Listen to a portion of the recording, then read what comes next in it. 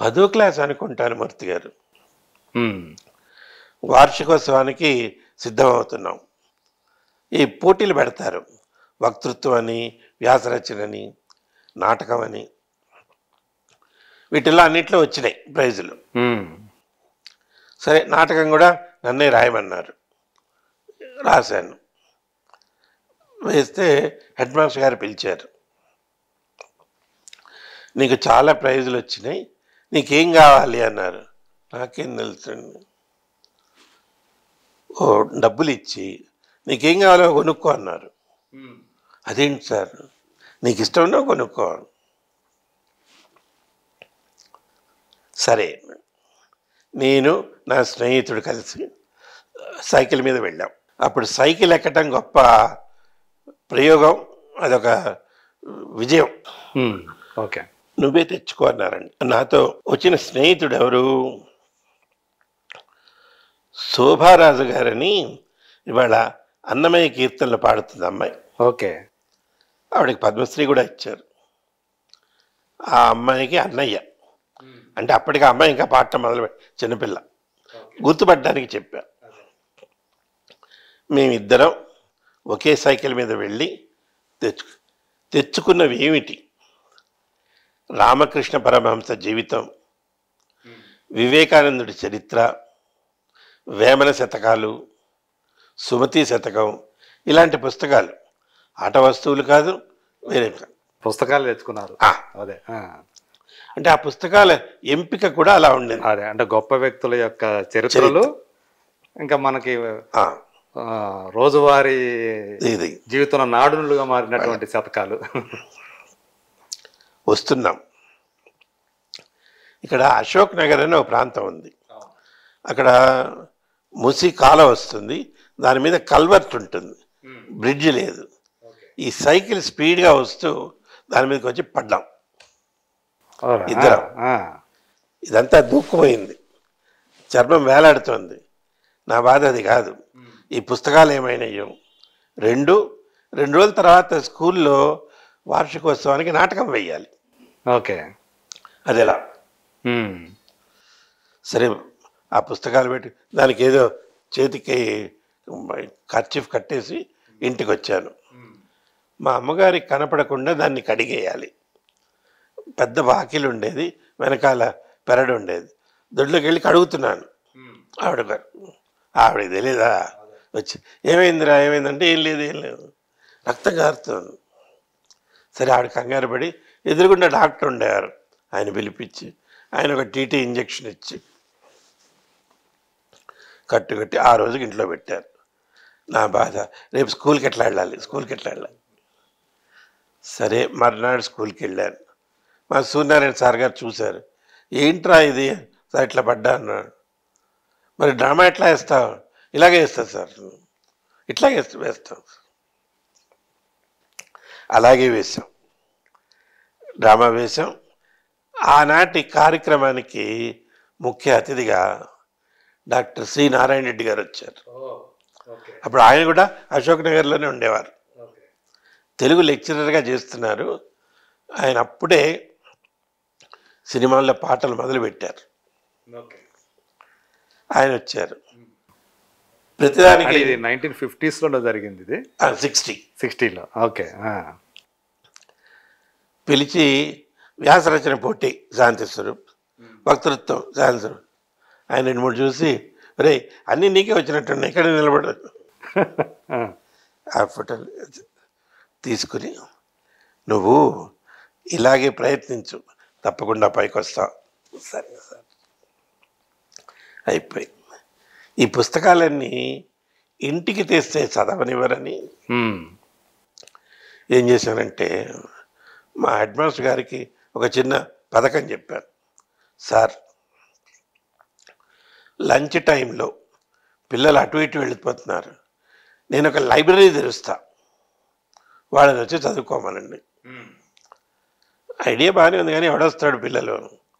చేస్తాను సార్. అప్పటిదాకా లైబ్రరీ లేదు. నేను స్కూల్లో ఒక రూమ్ తీసుకుని దాంట్లో నా పుస్తకాలు పెట్టి, వేరే పుస్తకాలు పెట్టించి లైబ్రరీ. ఓకే. అంటే పుస్తకాలు పెట్టుకోవడానికి ఆ స్థలం కోసం చేశారు. ఒక 2-3 రోజులు పిల్లలు వచ్చారు. తర్వాత ఇక మళ్ళీ మామూలే. అక్కడేమైంది, మా 10వ క్లాస్లో, అప్పటికి 10వ క్లాస్ 3 సార్లు రాసిన కుర్రాడు ఉండేవాడు. వాడికి ఒక గర్ల్ ఫ్రెండు. నాకు అప్పట్లో తెలియలే. వీళ్ళిద్దరు ఏం చేశారంటే, శాంతి నువ్వు ఇంటికి వెళ్ళు లంచ్కి, మేము ఇక్కడ చూసుకుంటాం.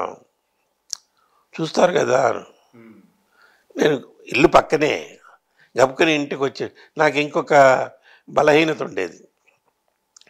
ఎట్లాగైనా లంచ్ టైంలో క్యారియర్ తీసుకెళ్ళి అక్కడ తినాలి. ఓకే. చిన్న చిన్న కోరికలు. మా అమ్మ అక్కడ ఎందుకురా ఇంట్లో పెడతాను, వెళ్తాము. సరే రోజు కట్టించింది. నేను తీసుకొస్తే లైబ్రరీలో అప్పటికి వీళ్ళు బాల రోమాన్స్ చేస్తున్నారు. నేను మిత్రం ఎవరే ఏం చేస్తున్నారు ఇక్కడ, ఏం లేదు హెడ్ మాస్టర్ గారు చెప్పాను వేసి నువ్వు లైబ్రరీ మూసాయి, వీళ్ళు ఇట్టటివి చేస్తారు. లైబ్రరీ దానికి వాళ్ళకు ఆ దెబ్బకి లైబ్రరీ ఆగిపోయింది. కానీ ఆ లైబ్రరీ పుణ్యమాని, మా సూర్యనారాయణ గారి పుణ్యమాని, మాట స్పష్టంగా చెప్పాలి, అవతల వాడికి అర్థం కావాలి. అది అలా వచ్చింది. ఓకే, అది అన్నమాట. అసలు అది అంత ఆ భాష పట్టు రావడానికైనా, ఆ ఉచ్చారణ రావడానికైనా అలా దోహదం చేయాలన్నమాట. ఓకే. సో మీరు అంటే ఈ వార్తలు కరెక్ట్ మనకి ఈ ఉద్యోగం ఇది అని అనిపించిందా? మీరు న్యూస్ రీడర్గా స్టార్ట్ చేసి రావడానికి మీకు మీరు కోరుకున్నది అదేనా? స్పష్టంగా తెలియదు. స్కూల్లో ఉన్నప్పుడు ఏదో సాధించాలి, మనం చేసే పని 10 మందికి తెలియాలి, గుర్తింపు కావాలి. అది కూడా ఎలా, మనకున్నదే కొద్ది టాలెంట్, మనకి డబ్బు లేదు. డబ్బు ఉంటే ఏ సినిమానో తీసుకోవచ్చు. నాన్నగారు ఏం చేసేవారు? ఆయన ఇంజనీర్గా చేసేవారండి. ఓకే. 1940లోనే అమెరికా వెళ్ళి రోడ్ టెక్నాలజీ టౌన్ ప్లానింగ్లో ఎంఎస్ చేసి వచ్చారు. ఓకే. యాక్చువల్గా స్వస్థలం ఏది? నందిగామ, కృష్ణా జిల్లా నందిగామ. ఓకే. కానీ ఇప్పటిదాకా నేను చూడలేదు దాన్ని, అసలు వెళ్ళలేదు, మీ పూర్వీకుల స్థలానికి వెళ్ళలేదు మీరు. ఓకే. ఎందుకంటే మీరు పుట్టి పెరిగినంతా కూడా ఇక్కడే కాబట్టి. దానికి తోడు విధి కూడా అలా కట్టేసింది. బంధువులు ఉండారా నందిగామ? ఉన్నారు. ఓకే. వాళ్ళు వస్తుంటారు మీ ఇక్కడికి? లేదు అసలు. ఏమైందంటే 1957లో నాన్నగారు అమెరికా వెళ్ళొచ్చిన తర్వాత ఇక్కడ ఉద్యోగం దొరకలేదు. అవునా? అప్పట్లోనే దొరకలేదు? అంటే ఈ ఉద్యోగం దొరక్కపోవటం అనేది ఇవాళ కొత్త కాదు, నిరుద్యోగ సమస్య అప్పటికి ఉంది. ఓకే.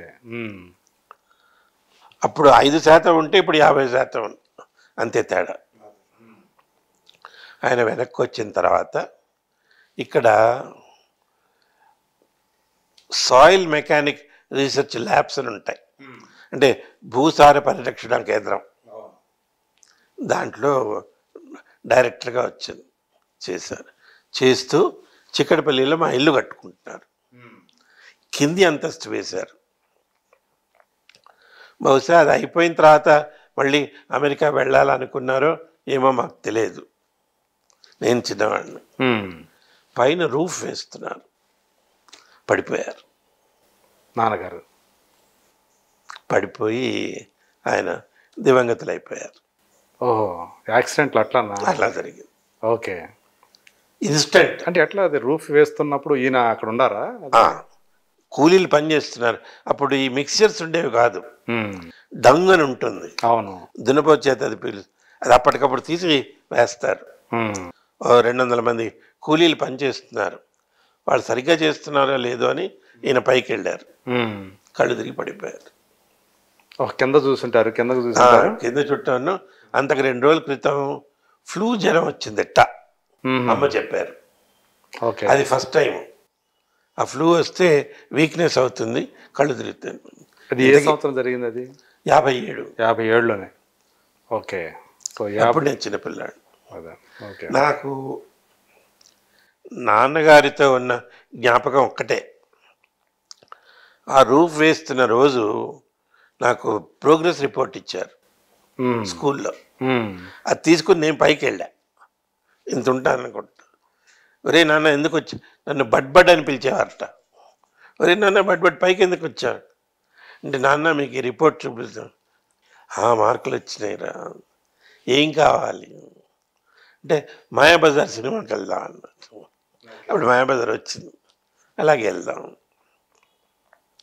మాకు కొత్త కారు ఉండేది అప్పుడు, అంటే ఆ జ్ఞాపకాలు ఫ్రెష్గా ఉంటాయి. నాకు అన్నయ్య ఉండేవాడు, అప్పుడు ఇంటర్ చదువుతున్నాడు. వాన పడేట్టుంది, సికింద్రాబాద్లో తెలిసిన వాళ్ళతో మాట్లాడాను, టార్పాలిన్ తీసుకురండి. ఫోన్ చేశాను. అప్పుడు ఫోన్లు ల్యాండ్లైన్లే, ఎక్కడో ఇంటి ఊరికో వీధికో ఒక ఫోన్ ఉంటుంది. సరే బయలుదేరాడు. నేనేంటి నాన్న, నేను కూడా అన్నయ్యతో వెళ్తా అన్నా. కొత్త కారు కదా, అదే ఎక్కి వెళ్ళాను. వెనక్కి వచ్చేటప్పుడు అంతా ఆయన పడిపోయారు, ఆసుపత్రికి తీసుకెళ్ళారు. మేము వచ్చేటప్పటికి ఇంటి ముందంతా జనం. ఓకే, ఎందుకో అర్థం కాల. ఎవరు చెప్పారు, నాన్న వస్తారు, కూర్చో కూర్చో కూర్చో. అప్పటి నాన్న అప్పుడు రాలేదు, ఇప్పటిదాకా రాలేదు. కేవలం జ్ఞాపకం ఒకటే. అదే.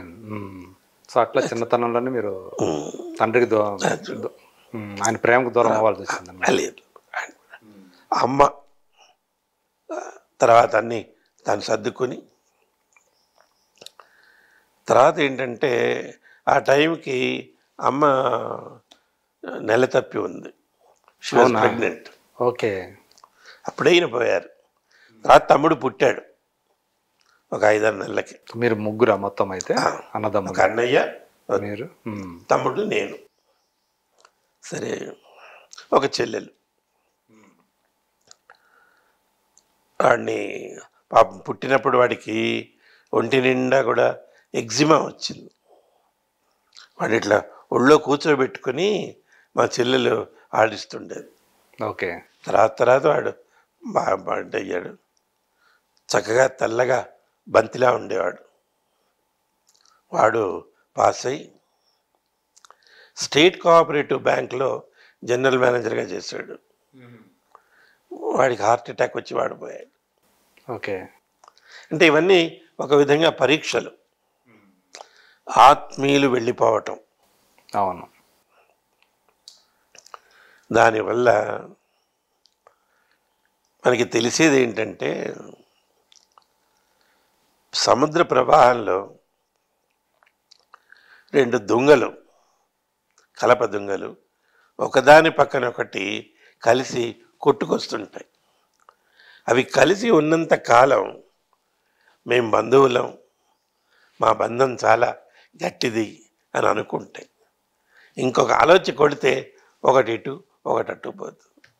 ఇవన్నీ అంతే.